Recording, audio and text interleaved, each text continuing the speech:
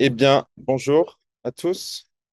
Alors, bienvenue dans cette nouvelle séance du séminaire d'architecture de la chaire de philosophie à l'hôpital, toujours sur l'Adamant et toujours en partenariat avec l'école de Belleville et avec les hôpitaux Paris-Est, Val-de-Marne. Donc, c'est la dernière séance de cette sixième année. Voilà, donc toutes les séances précédentes sont déjà en ligne si vous souhaitez les revoir. Et donc, ce soir, on reçoit Christophe Berdaguet, qui est là, et Marie Péju, qui finalement est restée à Marseille, mais qui est avec nous malgré tout. Euh, voilà, donc c'est une séance qu'il était temps quand même de faire, parce que il se trouve que le travail des artistes Berdaguet Péju a nourri depuis quasiment le début la conception de ce séminaire. Et en même temps, la conception de l'exposition Soutenir, ce sont deux projets qui ont démarré de manière concomitante. Il y a même trois travaux de Berdeguet Péju qui sont dans le livre Soutenir, ce qui était même un petit peu trop de l'avis de commanditaire de l'ouvrage par rapport à d'autres artistes qui étaient moins représentés.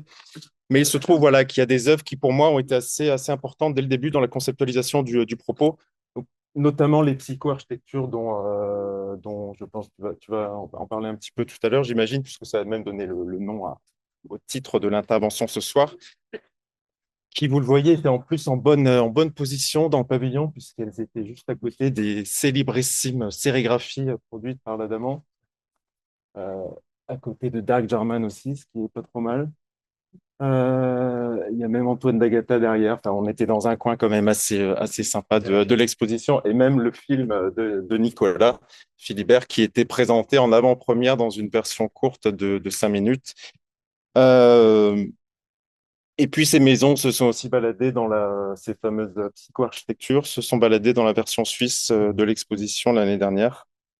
Voilà, donc ça a été pour avoir fait des dizaines de visites, les œuvres qui ont probablement le plus marqué les spectateurs et qui ont aussi soulevé énormément de questions à laquelle j'ai été mise en demeure de répondre concernant l'intention des artistes, puisque de nos jours, les artistes sont quand même censés donner leurs intentions, et aussi sur la question de l'usage que les artistes font d'une production réalisée par d'autres, en particulier par des patients.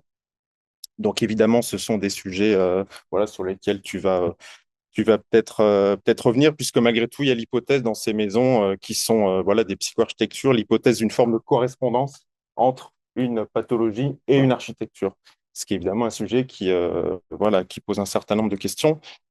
Est-ce que l'architecture est la représentation d'une pathologie? Est-ce qu'on peut architecturer une pathologie, spatialiser une pathologie? Voilà, ça, c'est des choses, des questions aussi qui sont chez Deligny, qui sont aussi dans les sérigraphies. Est-ce qu'il y a une correspondance entre un espace physique et un espace psychique? Est-ce que l'architecture est la représentation de l'état psychique de l'architecte? Enfin, tout ce genre de choses. Voilà, j'ai juste mis une petite référence qu'on avait mis dans le livre aussi là-dessus, mais c'est quelque chose qu'on trouve par exemple dans moment que tu connais bien, la Dasein analyse avec Roland Kuhn et Foucault qui parle avec un fameux patient Franz Weber qui produit beaucoup de dessins. Ils font l'hypothèse, Foucault et Bitzwanger, enfin Foucault à partir du dessin architectural comme un mode de spatialisation du sujet et comme une forme de représentation de la pathologie. Et juste pour rappel, parce que ça fait écho à l'histoire de l'Adamant, les dessins de Franz Weber, ça commence par un bateau qui est qualifié par Foucault comme étant l'espace de sécurité du malade. Puis le bateau s'amarre à la terre ferme et devient un château.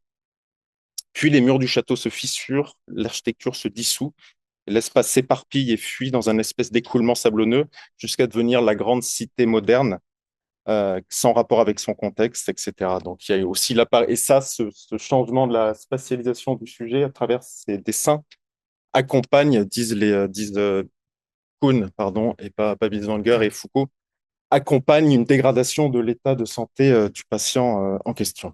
Donc il y a comme ça une forme de correspondance. Et puis encore, bon, ça, c'est des exemples aussi qu'on avait identifiés qui sont un peu dans l'histoire de ces sujets-là. Le travail de Prinzhorn, donc, qui avait récolté plus de 5000 dessins au début du XXe siècle et qui fait paraître un livre que les surréalistes ont adoré, qui s'appelle Expression de la folie, et qui fait l'hypothèse qu'il y a un même génie à la fois dans un dessin magistral de Rembrandt, comme dans le plus pitoyable gribouillis d'un paralytique. Voilà, donc il y a aussi l'idée avec ça qu'il y aurait une capacité de création qui serait propre à la maladie. Et ça, on sait que c'est un sujet qui est éminemment complexe et débattu. Et puis toutes ces histoires ah ben, il me manque une slide, mais c'est pas grave. Toutes ces histoires de correspondance entre dessin et psychopathologie, c'est aussi des sujets qu'on travaille avec l'école d'architecture de Belleville. Mais la slide a sauté, donc voilà, vous la verrez la prochaine fois. Et puis une seconde œuvre célèbre que les architectes apprécient beaucoup de Verdaguer et Péju, c'est pas celle-là, mais c'est ce qu'ils en ont fait après. C'est bon, ça c'est un dessin ultra archi connu des architectes, produit par les architectes Super Studio. Donc on est vraiment dans les utopies slash dystopies des années 60-70. Parce que d'ailleurs, eux avaient aussi cette intelligence de pas tout à fait donner leurs intentions. Donc on ne sait pas si on est entre utopie et dystopie. Voilà, donc mais on est vraiment dans une architecture qui propose un dispositif d'émancipation, de libération des corps. On est en lien avec la contre-culture américaine, c'est assez clair dans l'iconographie. Et donc, vous en avez fait ça 50 ans après, en 2001. Donc, l'architecture n'a pas bougé. Et les habitants sont restés là, sont plantés là et ont simplement vieilli. Donc, il y a une réflexion vraiment sur la. Alors que précisément, l'objectif de la grande trame, qui était une espèce de caricature de l'esprit moderniste, c'était de mettre les gens en mouvement, d'encourager le nomadisme. Et précisément, ils ont pas bougé. Donc voilà, il y a une forme de message sur l'impuissance ou la stérilité de ces grandes visions architecturales de ces années-là. Et puis après, moi, j'avais aussi une autre lecture, mais je ne sais pas si elle était consciente chez vous. C'est que ces architectures-là, en tout cas toute l'iconographie de Super Studio et de ces gens-là, elle s'adressait à, comme le disait Colin Rowe, qui est voilà, un texte très connu de théorie de l'architecture qui s'appelle Collage City, qui est un texte un petit peu réac, mais qui est quand même pas mal. Il critique Super Studio comme ne s'adressant qu'à des personnes en bonne santé et indépendants, et ils sont tous blancs, et etc. Donc ça renvoie aussi à toute la critique de la contre-culture comme s'adressant à une population extrêmement privilégiée qui délaissait complètement d'autres mouvements sociaux qui pouvaient se passer en même moment aux États-Unis. Et on sait d'ailleurs en quoi la contre-culture a nourri le néolibéralisme numérique, puis le technofascisme aujourd'hui. Il y a quand même des liens qui sont très clairs. Bref, donc voilà, est-ce qu'il y a aussi la critique d'une architecture qui s'adresse, qui a une population privilégiée, y compris l'architecture lorsqu'elle se pense comme contestataire? Voilà, autre sujet. Et puis, ah bah c'était ça que je voulais vous montrer tout à l'heure. Ça a été inversé. Ça, c'est des documents qu'on a travaillés avec voilà, des ateliers patients avec l'école d'architecture de Belleville, qui sont d'une autre manière une réflexion sur le rapport entre dessin et psychopathologie. Et puis dernière œuvre aussi, qui faisait partie de notre corpus premier lorsqu'on a fondé ce séminaire, c'est les fameuses maisons qui meurent, donc qui sont une série de maisons qui sont conçues pour se détériorer jusqu'à mourir en même temps que les habitants. Il y a une espèce voilà, de superposition des biologies de l'habitant et de l'architecture.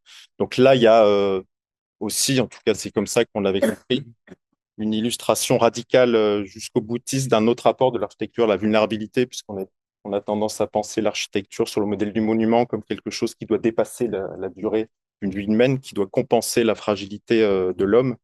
Mais on sait aussi le piège de tout ce modèle-là, qu'à un moment, l'architecture éternelle peut se retourner, peut écraser son créateur. Donc voilà, là, on est dans la proposition complètement radicale d'une architecture dont la durée de vie est calquée sur celle de l'habitant qui l'occupe. Et puis voilà, mais je ne peux pas finir sans dire quelques mots d'Arnaud Vallée, qui est cette fois-ci à droite, exceptionnellement. Le charming man de la psychiatrie, comme on le surnomme. Que je voulais simplement remercier très, très, très chaleureusement pour avoir permis l'organisation de ce moment-là. Enfin, tous, hein, pas qu'aujourd'hui. Voilà, ça a commencé avec une première séance en mai 2022, qui était ici, donc dans laquelle on est venu ici, dans laquelle tu étais l'invité avec Bruce Bégou sur le concept d'ambiance. Bruce Bégou que tu as complètement invisibilisé ce soir-là, on peut le dire hein, maintenant. Je plaisante, hein, c'est pas vrai. Et puis après, il y a eu l'acceptation et même l'encouragement pour que la chaire de philo et le séminaire viennent s'implanter ici de manière pérenne. Et c'est même si le séminaire existait avant, c'est quand même à partir de ce moment-là qu'il a vraiment trouvé son rôle, son modèle, sa fonction, ses objectifs, parce qu'on était ici, parce qu'il y avait des rencontres permanentes avec les acteurs du soin, etc. Et puis, tu as aussi accueilli, soutenu, encouragé l'élargissement à d'autres formes avec les étudiants de Belleville, avec des ateliers patients, etc. Et surtout, tu as fait en sorte que tout cela puisse continuer l'année prochaine en identifiant d'autres personnes qui pourront prolonger. Voilà, donc on va pouvoir continuer à faire ça comme des grands à partir de. Et la successeur aura notamment comme tâche de faire des affiches, ce qui était quand même ta principale, ton principal rôle, même si exceptionnellement, tu n'en as pas fait ce soir, ce qui pour la dernière fois est quand même pas très chic. Exactement. Oui, oui, tu veux rester, il faut le dire, hein, c'est maintenant ou jamais.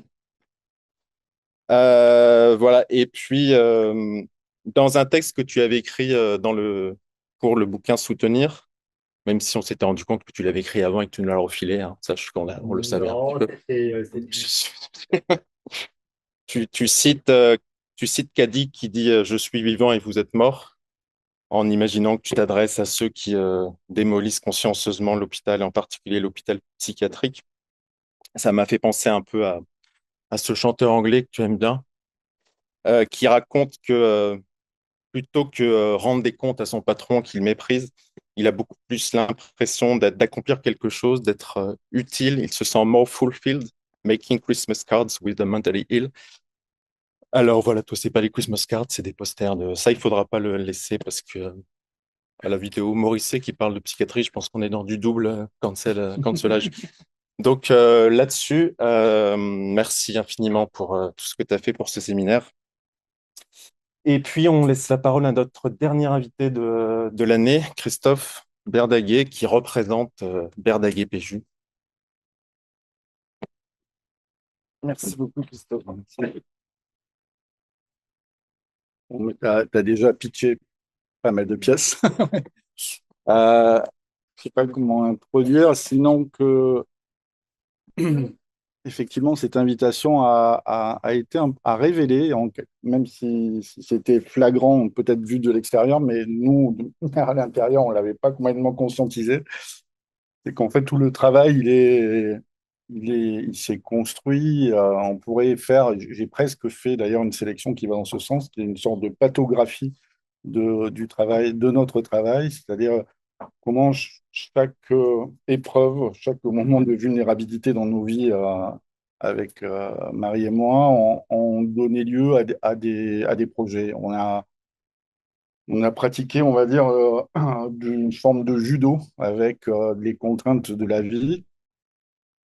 Et c'est vrai que voilà, le travail, il est complètement traversé par ça, de manière un peu comment dire, jamais donné au devant. En tout cas, c'est pas quelque chose qu'on a revendiqué, mais qui est, en tout cas, qui est là, quoi.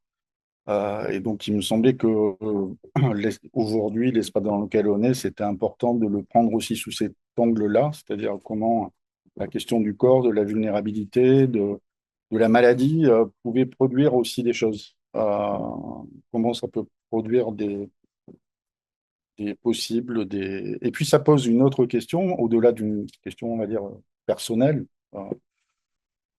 qui est, à notre sens, une question politique. C'est-à-dire que Foucault a été cité, je crois, tout à l'heure, et c'est quelqu'un qui nous a nourris aussi politiquement, c'est-à-dire cette question de biopouvoir, de biopolitique, avec, d'une certaine façon, je suis désolé pour les architectes qui sont là, mais une sorte aussi euh, de critique. Et c'est peut-être pas pour rien d'ailleurs qu'on est allé chercher chez les radicaux italiens et d'aller dans cette histoire-là.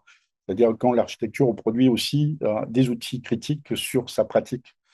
Et ça nous intéressait beaucoup. Et cette question des biopouvoirs, elle est évidemment du côté, pour nous, de l'architecture, mais enfin du pouvoir de l'architecte, mais aussi du pouvoir du médecin. C'est-à-dire de ces deux endroits où la question de nos corps, elle est sous la tutelle, sous le regard, l'autorité de ces pouvoirs-là. Et je crois que c'est un peu ces choses-là qui ont en tout cas nourri encore aujourd'hui, mais en tout cas très fortement le travail au début. Euh, donc voilà, c'est cette relation en tout cas problématique, enfin en tout cas qu'on continue à avoir problématique avec l'architecture et et on va dire le pouvoir médical. Donc je vais peut-être démarrer par ce projet-là qui est un peu séminal, comme on dit, qui est Maison qui meurt, qui est une pièce enfin, ce projet a ouvert finalement tout le travail qu'on a déplié après pendant, on va dire presque jusqu'à aujourd'hui, sans trop le savoir quand on l'a fait, mais à l'époque, donc la personne qui a dessiné ces plans, qui a sous-traité notre idée, c'est Ricciotti. On savait que Rudy était plutôt collectionneur, donc on pouvait la pâter à cet endroit-là. Et on avait vraiment cette idée de penser ces maisons qui s'autodétruisent, mais on voulait surtout pas, et je ne l'ai pas précisé, mais on n'a aucune formation d'architecte, on a une formation d'artiste, on est artiste et on le revendique, donc aucune ambiguïté là-dessus. Et justement, c'est pour cette raison qu'on n'avait pas envie que ce projet soit traité, entre guillemets, d'une façon artiste, c'est-à-dire qu'on voulait que ça soit des planches comme avec le sérieux, je mets encore des guillemets, mais de planches de concours d'archi. À l'époque, il s'est engagé à faire travailler son agence pour nous. Donc pendant plus d'un an, on a fait des échanges, on a travaillé avec ses équipes et ce projet a pris forme. Donc je crois qu'il y en a 8. On va passer rapidement, mais en tout cas, effectivement, l'idée étant de penser une architecture qui s'autodétruit en même temps enfin, qui s'autodétruit, qui vit dans la temporalité de la vie et de la mort de la personne qui l'habite. Qui posait, alors à la fois, qui a ouvert, quand je dis séminal, c'est que ça, à la fois, ça pose ces questions des liens entre la bonne et la mauvaise santé de l'architecture et de l'habitant, qui pose aussi cette question d'une architecture des utopies. Et je pense de ce point de vue-là, l'ambiguïté de Super Studio entre utopie et dystopie, elle y est aussi là. C'est-à-dire que c'est un projet qu'on peut regarder, qui est assez ambivalent. On peut le regarder comme une émancipation de l'architecture, mais en même temps comme aussi un produit. Voilà, on peut l'analyser de plein de façons presque contradictoires. Bah, je peux passer rapidement, parce que, là, c'est en fait l'ouverture des portes, hein, on voit ici, qui fait que enfin, quand on rentre et on sort, à chaque fois, il y a un système d'engrenage qui fait que il y a une traction qui est produite très très lentement, mais qui vient forcer sur les murs, donc qui va exploser en fait la structure par les passages.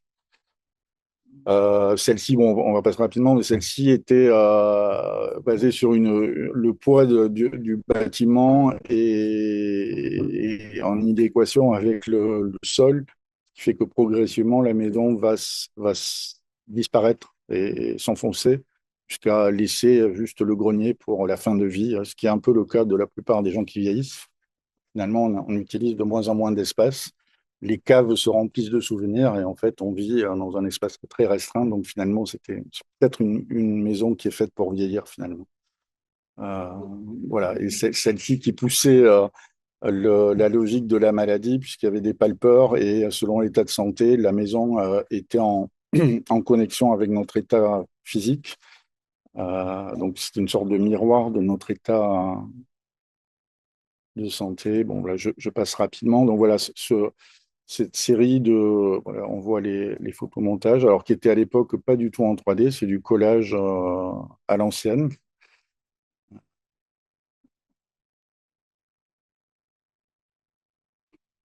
Voilà, bon, tu en as déjà parlé, mais alors j'avais pas, des choses que tu as dites, je suis pas sûr on ait conscientisé ça, en tout cas on l'avait pas pensé, mais effectivement c'était cette idée du vieillissement dans cette architecture de papier qui est aussi dans une sorte de piège de cristal, c'est-à-dire elle est aussi fantasmée, elle n'a jamais été à l'épreuve du réel d'une certaine façon. Et introduire du temps là-dedans, c'était aussi la mettre à l'épreuve aussi d'une temporalité. Euh, Et effectivement, la critique d'une version pop est liée à l'intérieur. On l'a a été pensé aussi comme ça. Et puis c'était aussi enfin, le hasard, enfin, le hasard qui n'en est pas tout à fait un, mais c'est que c'est le Fraxand qui a acheté ces collages et le Fraxand, comme vous le savez, a la plupart de ces documents, en tout cas son fonds de collection est basé surtout sur les radicaux. Donc en fait, c'était aussi à l'intérieur de la même collection, il y avait le temps qui traversait les images.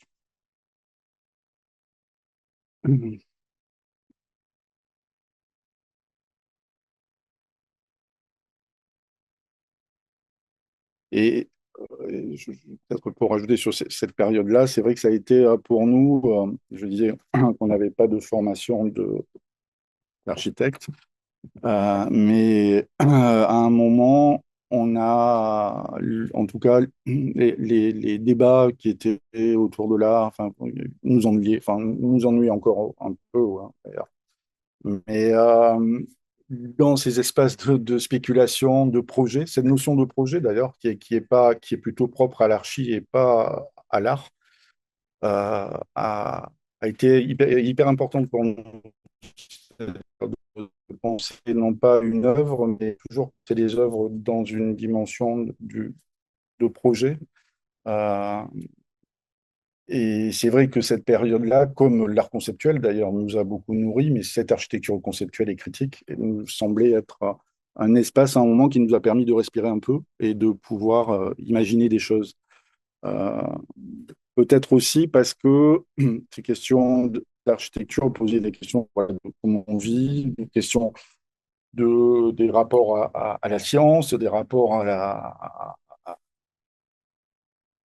l'urbanité, etc. Et qui, et on continue à le penser, même si ça se perd un tout petit peu, j'ai le sentiment aujourd'hui dans les débats et la production artistique, c'est que il me semble que les artistes ont été les derniers généralistes et je continue à vouloir le défendre, c'est-à-dire on va rester dans la métaphore médicale, mais c'est-à-dire qu'on peut toucher un peu à tout, aller questionner des rapports au savoir. On est des sortes de pirates. En tout cas, c'est comme ça que nous, on l'a toujours pensé, c'est-à-dire que l'art était un endroit où on pouvait aller questionner d'autres domaines, d'autres savoirs, et qui était un endroit où on se construisait. Euh, et surtout pas de produire des beaux objets, quoi, ou des objets pour les galeries. Je ressens aujourd'hui plutôt un retour extrêmement violent, dans le fond, d'un objet d'art qui tutoie le luxe avec trop de proximité. Un autre projet qui est assez, enfin, qui n'a existé que sous forme de publication, une publication qui était plutôt sur l'architecture et qui était la revue Parpaing, que les plus âgés d'entre vous doivent avoir connu. C'est un projet qu'on avait fait en collaboration avec un neurologue, Jean-François Sherman. Et c'est une série de propositions à partir de lésions neurologiques. Donc, il nous avait donné des scénarios où, à partir de lésions neurologiques, des altérations spatiales se produisaient chez les patients et on avait, à partir de là, travaillé à des réponses d'espace à partir de ces scénarios. Jean-François Sherman. Donc là, à chaque fois, je crois qu'il y a 5 ou 6 pathologies, lésions. Alors là, on n'est pas dans la psychiatrie, on est dans la neurologie. Mais en tout cas, il y avait cette idée de comment, en fait, ce qui nous passionnait aussi à l'époque, c'est finalement comment, à un moment, comment dire, enfin, une transformation du corps ou du cerveau peut produire quelque chose de nouveau qu'on n'aurait pas imaginé sinon. Donc, ça générait de l'architecture. Alors, un projet qui n'a rien à voir avec l'architecture, mais qui est aussi lié à cette période-là, qui est une pièce qui s'appelle La forêt épileptique, et qui est une installation à l'origine qui est dans une vraie forêt, qui était organisée comme moment performatif où les visiteurs étaient un peu comme pour une rave party. Il y avait un flyer, on savait que c'était à tel endroit, il fallait marcher. Voilà.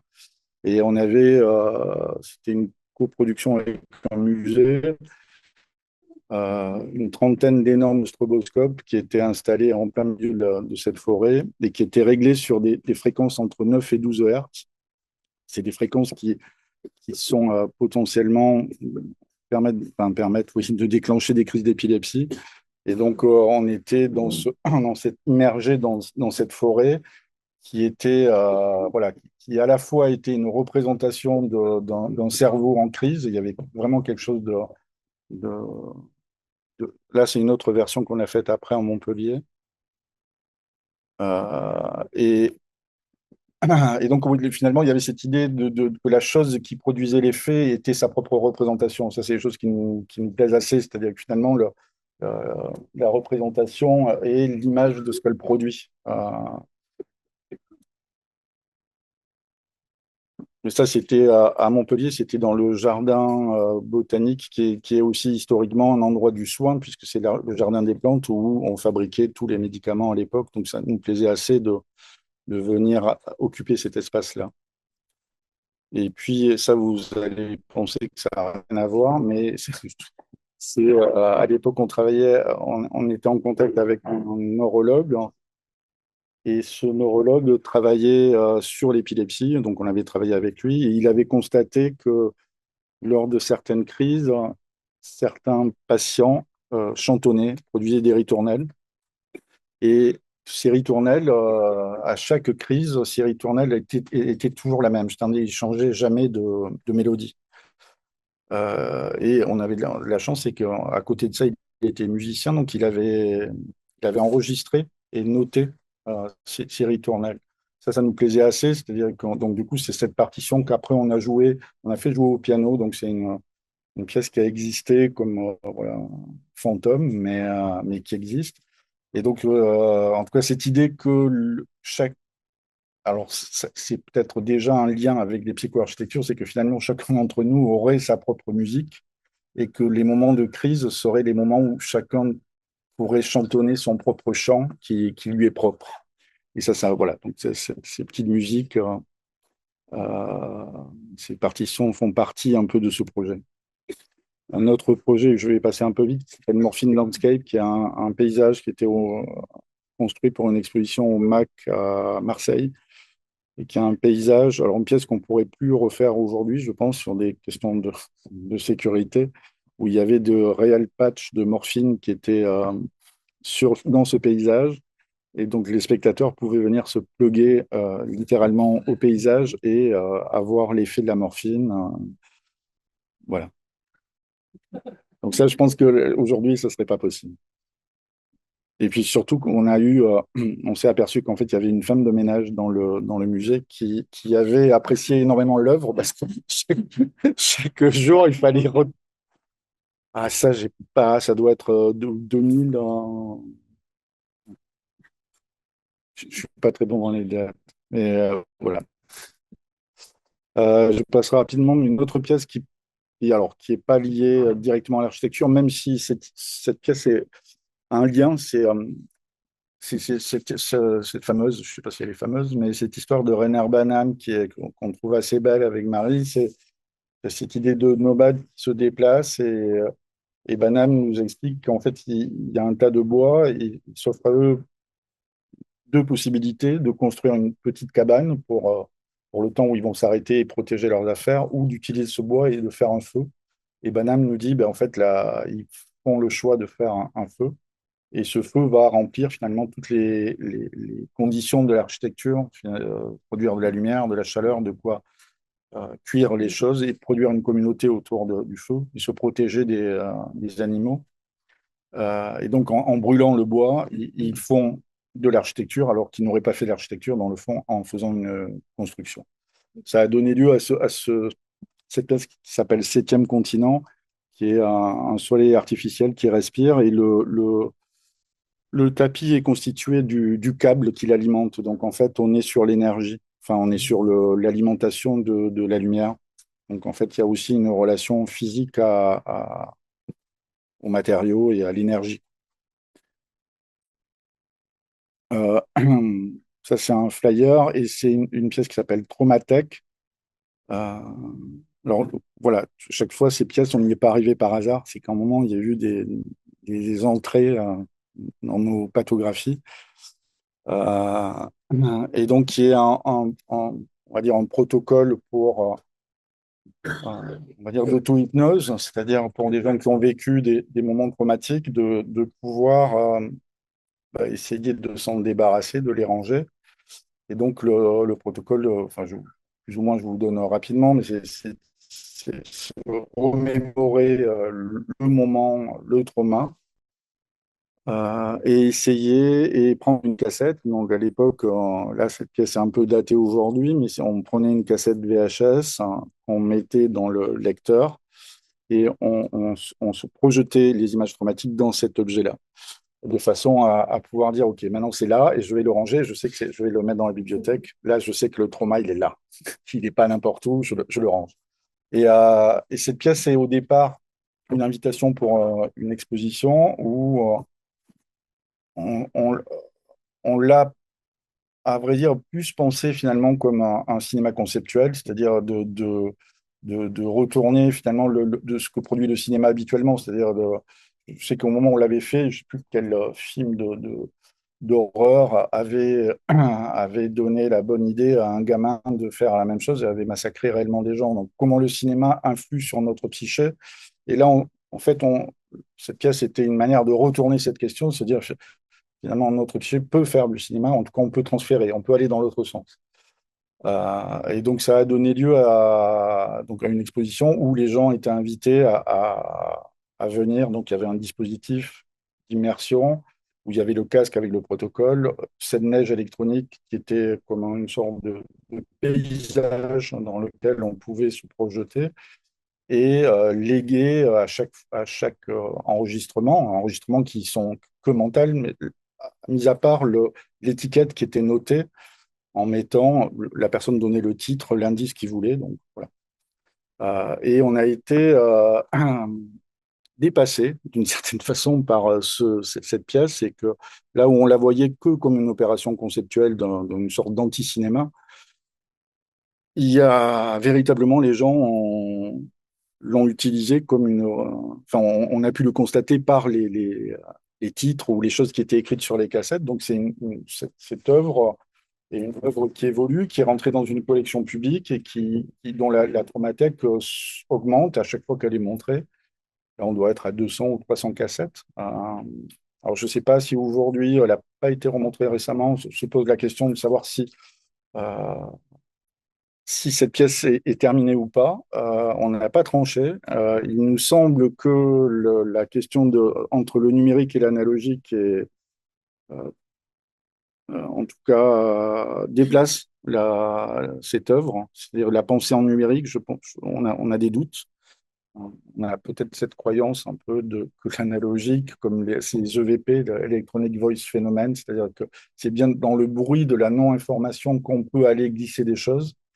Peut-être que le numérique produit du bruit, mais en tout cas, on n'a pas trouvé pour l'instant la manière de la faire évoluer, ou finalement, elle pourrait rester en version VHS. Mais bon, voilà, ça c'est un autre débat. Mais en tout cas, cette œuvre, qui était au départ, je dirais, un dispositif conceptuel, est devenue quasiment un objet qui nous a dépassé, devenu presque un objet pour des gens de transfert réel où le protocole était activé, pour de vrai.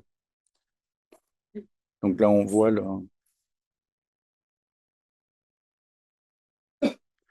donc là, sans transition, je vous ai montré un dessin pour voir d'où on part. Donc, c'est les fameuses séries des psychoarchitectures.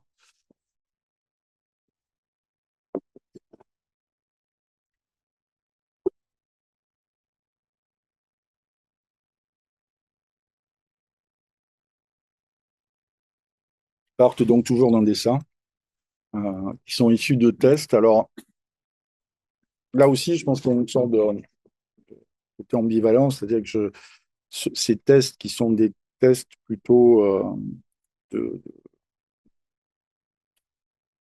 comment dire, avec une grille d'analyse, etc., qui nous semble extrêmement douteux, hein. Donc, je pense que c'est pas le test qui nous intéresse, à vrai dire, et c'est comment, à partir de ce dessin, une traduction puisse produire des formes qui soient des constructions, des habitats.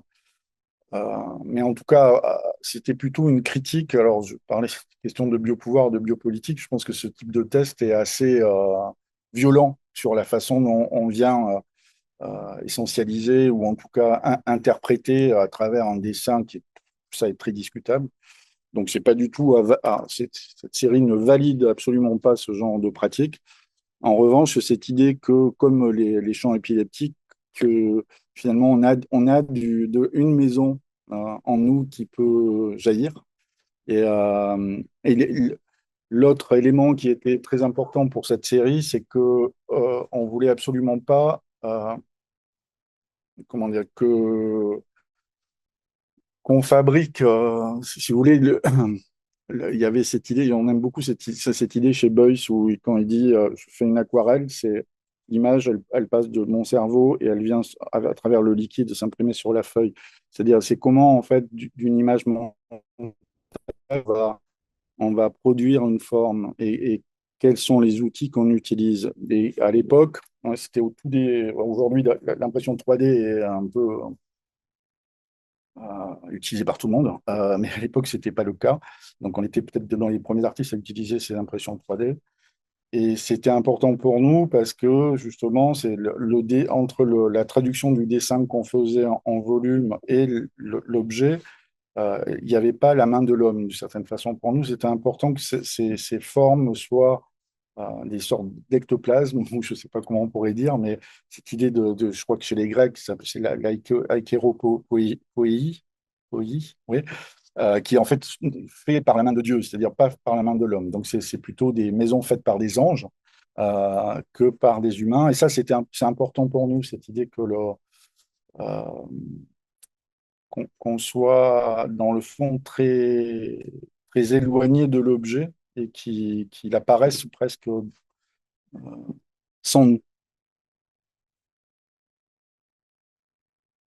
Ça fait une vue dans une exposition à l'IAC où on avait montré l'ensemble des maisons et des arbres, on a fait une série, vous verrez après, avec des arbres qui sont issus de tests eux aussi.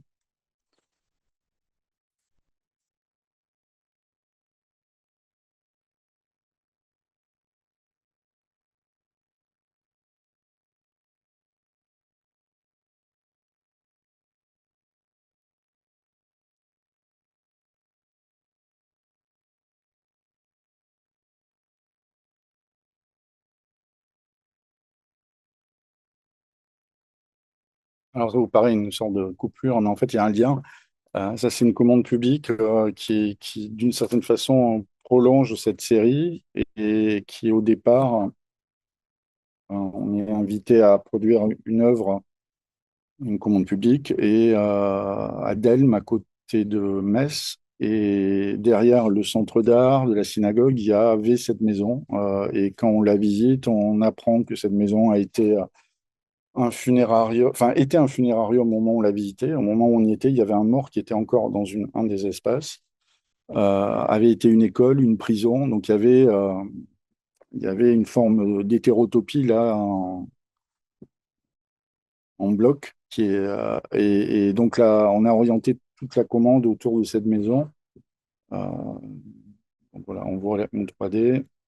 Ça, c'est des études pour des voiles hein, qui sont des études préparatoires. Et ça, c'est aussi une 3D de la maison. Et là, voilà, ça, c'est la maison. Donc là, cette question de la psycho-architecture qu'on avait pensée sous forme d'objet que vous avez vu jusque-là, là, elle prend une forme à l'échelle du bâtiment, de l'architecture, euh, à part ce fantôme qui vient recouvrir, et qui est une sorte finalement presque de maquette à échelle 1. On l'a pas pensé comme un architecte l'aurait fait, je pense qu'on l'a pensé comme des artistes. Et donc, on est dans un objet un peu étrange dans les.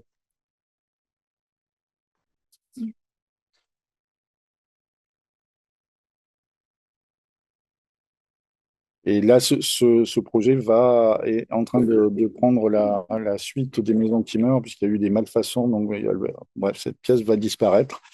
Et finalement, bon, voilà.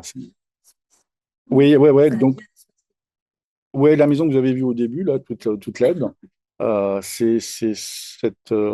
cette construction va ouais, se greffe par-dessus. Mais elle était fonctionnelle, c'est que c'est un espace de résidence, un lieu d'accueil. Donc, elle garde sa fonction de maison. Là, c'est des maquettes qui sont liées un peu à cette question du voile et du recouvrement de l'architecture. Et là, j'évoquais les armes. Ça, c'est une installation qui avait été faite au Palais de Tokyo, où il y avait un espace qui était entièrement blanc, où ces arbres étaient agrandis. Alors là, on n'est pas sur l'impression 3D, c'est des sculptures en résine, mais dont les modèles sont des impressions 3D. Et cette idée, alors peut-être pas évoquée parce que étant donné là où on est, mais c'est vrai que euh, cette question de l'espace, la manière dont on pense aussi la place du spectateur, pour le dire un peu rapidement, mais il y a des choses qui nous ont aussi nourris à des endroits de la psychothérapie institutionnelle, des textes de, par exemple, de Jean Houry sur comment cette notion de comment on partage un paysage, comment être dans le même paysage. Et alors après, quand on est artiste, on en fait autre chose, mais pour nous, c'est des choses qui sont importantes. À-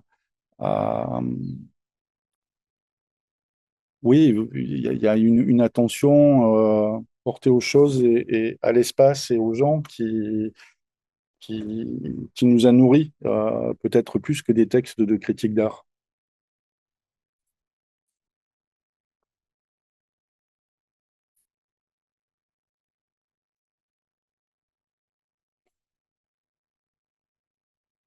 Alors, on change c'est un projet autour d'une autre architecture pathologique, on va dire, mais qui est cette maison de Sarah Winchester. Je ne sais pas si vous connaissez, c'est une petite histoire assez belle, qui est la veuve des carabines Winchester. Et cette dame va perdre son mari et un ou deux de ses enfants, bref, se retrouve toute seule avec une richesse incroyable, puisque à l'époque, toutes les carabines Winchester sont vendues aux États-Unis et un peu partout, et elle commence à se poser des questions sur son malheur qui est peut-être lié à sa richesse. Et, euh, et donc, elle va commencer à essayer de voir, trouver des moyens de sortir de ce sortilège. Et elle va voir des voyants, etc., dont un qui va lui dire, mais en fait, vous êtes suivi par des fantômes qui vous veulent du mal, et je pense qu'une des manières de vous en sortir, c'est de construire une maison où vous allez pouvoir les perdre. Ce qu'elle va faire, avec des moyens colossaux, et elle va construire une maison presque sans fin. Là, on voit un fragment, mais je sais pas, il y a 400 ou 500 chambres, il y a des couloirs qui mènent nulle part. Voilà, c'est une sorte de labyrinthe ça, pour perdre les esprits.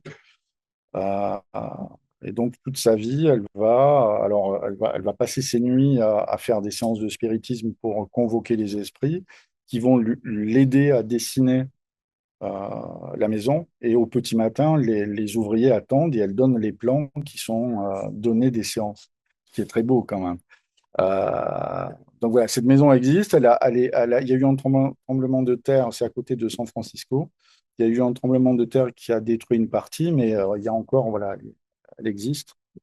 Donc ça, c'est évidemment quelque chose qui nous a beaucoup plu avec Marie. Donc ça a donné lieu à une sorte d'architecture, sculpture, qui est un Ouija, ou dans lequel en fait on peut s'allonger et dessiner pour augmenter la maison. Et cette même pièce a eu une autre vie, où là, tous les éléments sont satellisés et circulent et tournent. Et donc, à chaque fois, chaque trajectoire, finalement, c'est comme un labyrinthe qui est désossé. Et chaque extrémité des tubes que vous voyez, il y a une cartouche Winchester. Donc, c'est à la fois une trajectoire de balle et en même temps, c'est voilà, c'est une sorte de pièces en hommage à Sarah Winchester et on a deux dames, deux vieilles dames avec qui on considère collaborer. Oui, Sarah, donc on considère continuer une collaboration avec Sarah Winchester. Et il y en a une autre, j'ai pas mis d'image là, mais qui est avec Helen Smith, qui est cette dame qui parlait martien et qui a écrit martien et qui nous a beaucoup influencé. Et donc, c'est des pièces qu'on considère comme des collaborations post-mortem avec ces deux dames.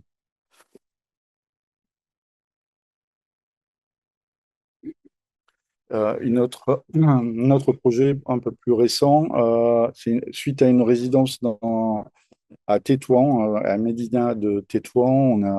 Donc là, on voit les images. Donc, vous voyez les médinas qui sont des sortes d'objets, de sites organiques.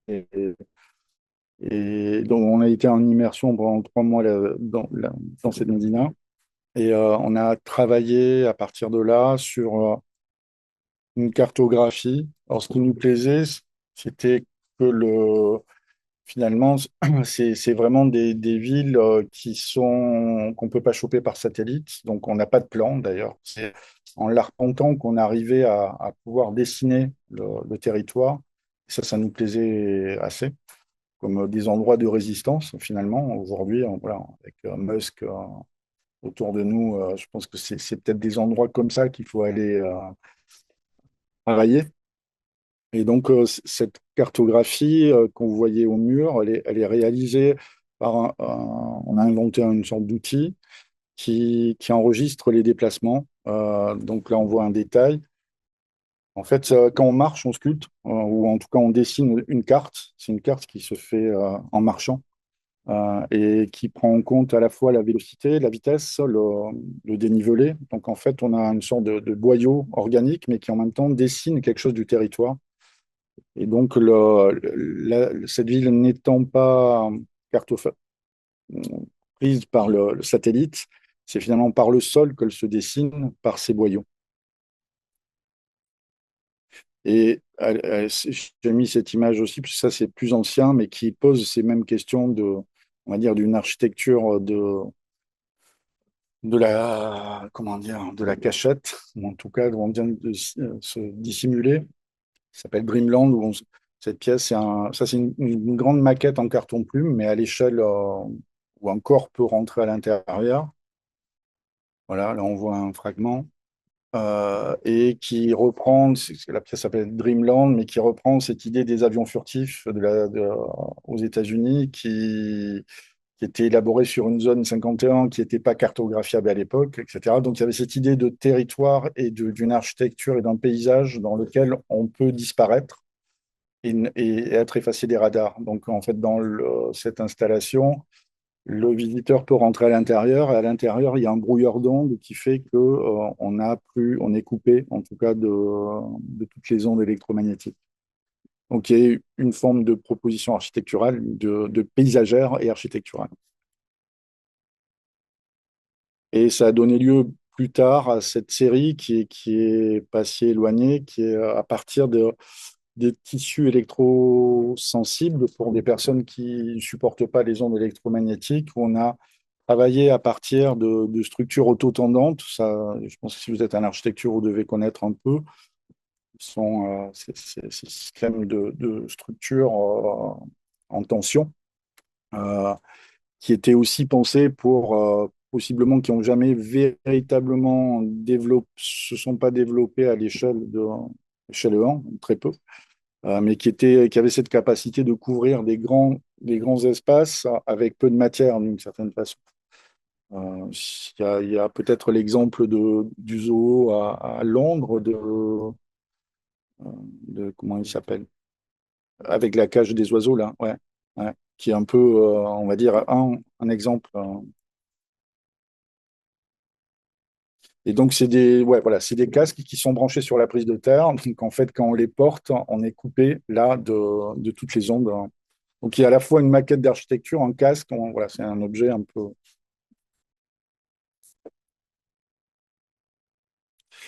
sans transition. Là, c'est autour de Charcot. On a Ça, c'est les dessins qui sont faits à partir des crises d'hystérie de la Salpêtrière, où chaque crise était dessinée euh, et répertoriée comme des phases aussi. Donc avec évidemment toute là, c'est plus qu'une ambiguïté, c'est très très problématique. Je pense qu'on le partage tous, mais en tout cas, ce qui nous a intéressé aussi là, c'est que c'est Didier Huberman qui, je crois, dans son premier livre, qui était sa thèse, euh, explique que ces dames, ces jeunes femmes étaient donc prises à la salpêtrière et- et étaient exposées, je crois que c'est tous les mercredis, il y avait une séance où le tout Paris allait regarder. Et évidemment, c'était aussi un endroit où elles pouvaient se nourrir correctement. Donc il y avait un jeu extrêmement pervers entre ce qui était le cadre de Charcot et la vulnérabilité de ces dames, de ces femmes. Et c'est ce que dans le bureau de Charcot, où elles étaient accueillies, il y avait des peintures religieuses qui, étrangement, évidemment, correspondaient aux poses qu'elles prenaient après.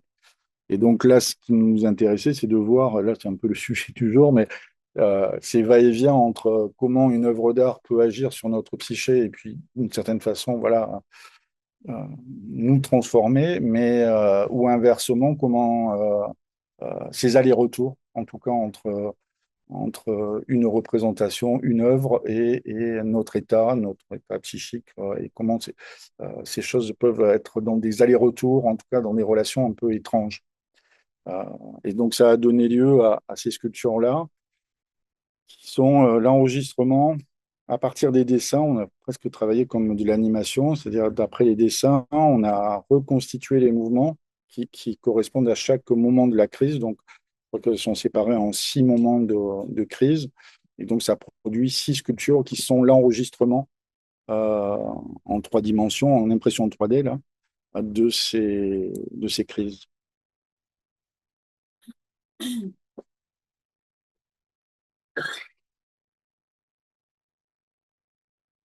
Et la peinture, enfin le jus que vous voyez la couleur, c'est en fait c'est du bleu de méthylène. Ça nous plaisait aussi que la couleur elle-même vienne du monde médical. Voilà. Et il y a une vidéo qui reprend au ralenti, qui est très proche des sculptures. Je passe à toute autre chose, mais qui est toujours une histoire d'architecture, mais vous allez voir qu'il y a un peu. Là, c'est une demande très étrange qu'on a eue où on dit vous seriez intéressé pour faire une résidence dans une entreprise qui faisait du nettoyage. Donc on est arrivé, on dit bon, allez, au revoir, merci, non, ça va pas le faire.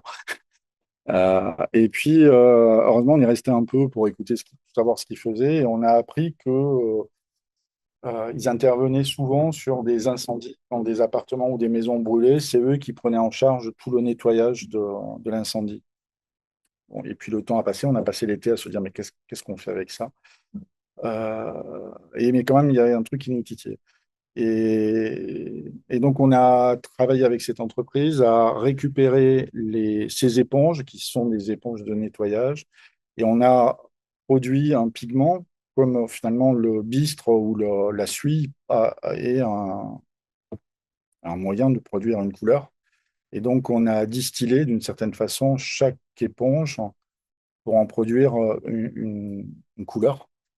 Euh, donc voilà, ça c'est les étapes de distillation, on va dire, et qui ont donné lieu à ce grand paysage où chaque maison brûlée, chaque appartement brûlé est répertorié avec une coordonnée GPS. Et donc c'est une sorte d'archive des disparitions de ces appartements qui existent sous forme à la fois de fumée, mais comme voilà, le fantôme, la mémoire d'un espace qui a brûlé.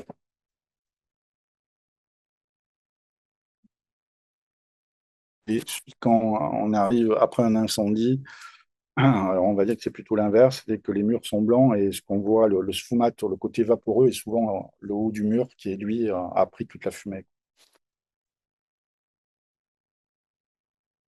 Donc ça, c'est étrange. Enfin, c'est des projets qui nous amènent des fois, voilà, il y avait tout un réseau de personnes qui nettoyaient ces éponges. Donc, et on recevait des stocks avec des coordonnées, des lieux, etc. Donc, à chaque fois, il y avait, ça a été c'est une sorte de traumathèque, mais de l'incendie. Et ça, j'arrive un peu à la fin, je ne sais pas au niveau temps, c'est sur les... Et il y a un projet sur lequel on a travaillé presque depuis 3 ans avec Marie, qui est autour d'une... Alors, ça part d'une commande du CNAP qui voulait une œuvre à protocole pour l'espace public, mais une œuvre qui n'est, finalement est réactivable, qui n'existe pas, un protocole. Donc, on a pris beaucoup de temps, on ne savait pas trop quoi. Voilà, bref. Et puis, on va commencer à faire, mais c'est quoi une œuvre dans l'espace public? Finalement, qu'est-ce que ça commémore? Qu'est-ce qu'on peut faire? euh, Et donc, on a commencé à mener une enquête avec des botanistes sur des plantes en voie de disparition, en se disant que finalement, peut-être une œuvre dans l'espace public, ça pourrait commémorer quelque chose qui est en train de disparaître, qui a disparu dans le vivant. Euh, Après des recherches, on est tombé sur cette plante qui s'appelle la Chatarcia, qui est située à 3000 mètres d'altitude à la frontière des Pyrénées. Moi, je suis originaire de là, donc déjà, j'étais un peu plus sensible que d'autres plantes. Et puis, elle vit dans les éboulis, donc elle renégocie sans cesse sa place dans le territoire. Elle est toujours dans l'instabilité. Et quand elle va disparaître, il y en aura plus. Il n'y a que là qu'elle existe. Et elle est surtout très ancienne en plus. C'est une plante qui est voilà, très bizarre. Et puis elle a surtout, c'est comme une maladie orpheline, on les soigne pas beaucoup, donc enfin, elle sent pas super. Enfin, elle a une odeur. On a travaillé avec, mais elle soigne pas. Elle est pas super belle. Enfin voilà. Donc on s'est dit, ben, on doit s'en occuper quoi. Euh, et donc la Chatarcia était un peu voilà, le sujet. Donc l'œuvre que le CNAP a acquis, c'est un parfum. Donc on est parti en expédition avec un botaniste, 2 parfumeurs. Vu qu'on ne pouvait pas la récolter, vu qu'elle est en voie de disparition, on ne pouvait pas couper et faire le parfum en bas. Donc il y a eu une immersion sur le site, sentir l'odeur, prendre des notes, etc. Et donc, ça a donné donc, ce parfum qui est une œuvre immatérielle qui peut être diffusée dans l'espace et qui est la mémoire de cette plante, juste par son odeur. Et puis, à partir de là, on s'est dit qu'en fait, finalement aussi, c'est se poser la question de ne pas tomber dans les travers d'une forme de naturalisme ou de forme de dolorisme de la nature, c'est-à-dire, ah, la pauvre plante, ou la... Et essayer de penser voilà, de rapport au vivant de manière un peu moins, oui, en tout cas, de ne pas le penser comme quelque chose qui est, qui est faible, mais quelque chose qui est aussi, qui agit, et surtout de ne pas l'essentialiser finalement. Donc en fait, on s'est dit, mais en fait, on va plutôt que de, je sais pas, d'en faire des peintures ou des images, je ne sais pas trop quoi, mais on va inventer une communauté de gardiens autour. Et donc, il y a donc, le gardien parfumeur, il y a le gardien machine. Et donc, on a une machine à impression 3D qu'on a fabriquée qui imprime la plante à sa vitesse de croissance, donc très lentement.